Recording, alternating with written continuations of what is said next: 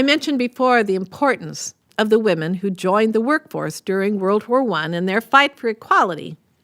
This was equally true for women during World War II, women who were still fighting for justice in the home and workplace. And they were encouraged again to take the place of the men who went off to war. They were dubbed Rosie the Riveters. My mom was one. Here she is. She drove a truck at what was then Camp Lewis. During this era, all of the magazines made it clear women who worked outside of the home were not really good mothers and wives. My mom has talked about how difficult it was for her to be scorned by other women for being a working mother, but she, like so many others, had little choice. Here's a reading from an oral history interview from a woman who worked at Boeing during World War II. The day the war ended, every woman in there got it. Lead man came round and said, "Frances, tonight you can hang your torch up. Your job's done. The war is over." And on that day, I picked up a piece of scrap iron and lit my torch and wrote my name on it. That was in 1945.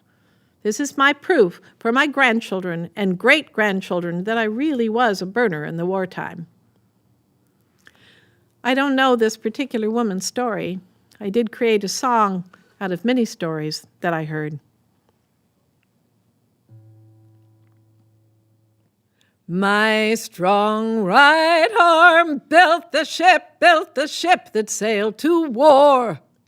My strong right arm built the ship, and what was that all for? In 1941, the war had just begun. Jim was so young, but soon was off to hold a gun. I was 19, our child was only 3, when the paper said the shipyards needed me. I moved to Bremerton in 1942. I learned to weld. I was the best one on our crew. The work was hard. The heat would burn my lungs all day, but when the paycheck came, we girls would feel okay. In 1943, in August, 8 a.m., I'd not been sleeping well. My mind was filled with Jim. There was a knock. A man in uniform stood there. He said my Jim was dead. I hadn't seen him in 2 years.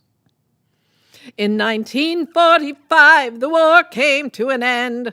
And on that very day, the big boss, he came in. He smiled and said, "My girls, the boys are coming home. You've earned a rest. Go home. Your work here now is done." Picked up a scrap of metal, and I carved my name full bore, so my child would know I was a welder in the war. No place to go. I was a widow with a child, so I waitressed and I cooked, and I married in a while. Sometimes I see that scrap with my name carved in so deep, and I recall the day the boss told me to leave, how I felt like some old rag they tossed aside, as useless as my patriotic pride. My strong right arm built the ship that sailed to war. My strong right arm built the ship, and what was that all for?